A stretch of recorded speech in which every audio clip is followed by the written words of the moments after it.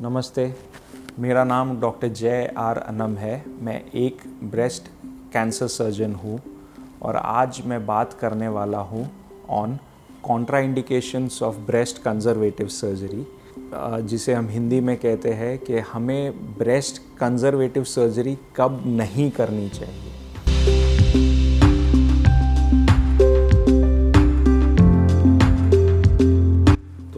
Number 1 होता है कि अगर पेशेंट के मैमोग्राफी में मल्टीसेंट्रिक डिजीज़ है, यानी कि जो ब्रेस्ट कैंसर है वो एक एरिया में ही नहीं बल्कि ब्रेस्ट में और कहीं भी दूसरे एरिया या दूसरे क्वाड्रेंट्स में फैला हुआ है, तो हम ब्रेस्ट कंजर्वेटिव सर्जरी नहीं कर सकते।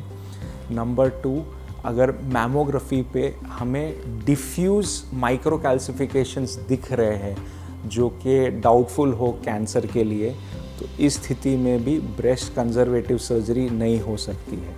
तो आप सही समझे हैं कि जब कभी भी हमें ब्रेस्ट कंजर्वेटिव सर्जरी करनी हो तो एक्सरे मैमोग्राफी बहुत ही इम्पॉर्टेंट होती है, इसे स्किप नहीं किया जा सकता है, क्योंकि एक्सरे मैमोग्राफी के दम पे ही हम कह सकते हैं कि आप ब्रेस्ट कंजर्वेटिव सर्जरी के लिए सूटेबल हैं या नहीं है। आगे बढ़ते हैं। नेक्स्ट कॉन्ट्राइंडिकेशन है कि अगर आपको हम किसी वजह से रेडिएशन थेरेपी नहीं ऑफ़र कर सकते। अभी मैंने पहले भी वीडियो बनाया हुआ है जिसमें मैंने एक्सप्लेन किया है कि ब्रेस्ट कंजर्वेटिव ट्रीटमेंट में breast conservative surgery and radiation therapy hand in hand जाती है।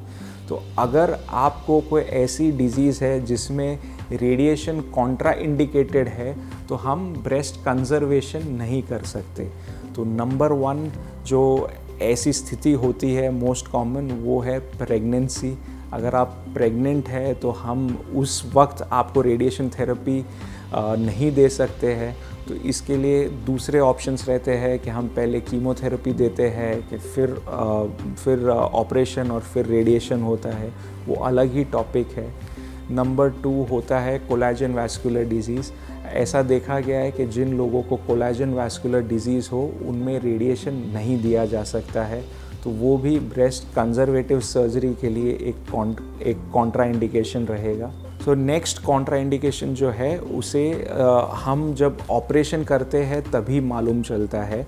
तो ब्रेस्ट कंजर्वेटिव सर्जरी में हम पूरी गांठ और उसके साथ एक सेफ मार्जिन लेते हैं, ये निकाल के हम फ्रोज़न सेक्शन में देते हैं। फ्रोज़न सेक्शन में विदिन 15 मिनट्स वो हमें कह सकते हैं कि गांठ के आजू बाजू जो मार्जिन है, जो सेफ़ मार्जिन है, उस पे कैंसर नहीं है। इन केस वो सेफ़ मार्जिन पे कैंसर के सेल्स दिखाई दिए तो हमें फिर से एक और हिस्सा, एक और मार्जिन शेव करके भेजना पड़ता है फ्रोज़न सेक्शन के लिए। अगर ये दूसरे मार्जिन पे भी कैंसर आया है तो ये प्रोसेस शुरू रखना पड़ता है। बट ये प्रोसेस हम कब तक शुरू रख सकते हैं? अगर हमें लगता है कि एक्सीजन के बाद एक मीनिंगफुल हम ब्रेस्ट कॉन्टूर या मीनिंगफुल ब्रेस्ट सिमेट्री नहीं दे सकते हैं, तो ये कॉन्ट्राइंडिकेशन हो जाता है और हमें मैस्टेक्टमी करनी पड़ती है, ब्रेस्ट कंजर्वेशन नहीं कर सकते हैं।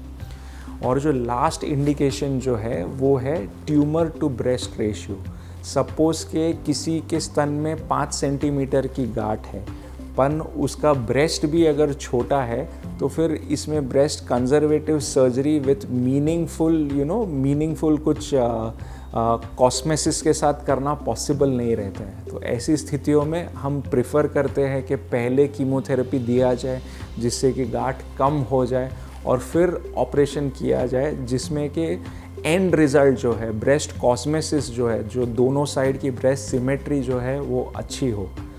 तो ये कुछ कॉन्ट्राइंडिकेशंस थे ब्रेस्ट कंजर्वेटिव सर्जरी को लेके। अगर आपके मन में कोई भी डाउट है, शंका है, तो आप प्लीज़ नीचे दिए गए कमेंट सेक्शन में लिख सकते हैं। मैं या मेरी टीम आपको संपर्क ज़रूर करें।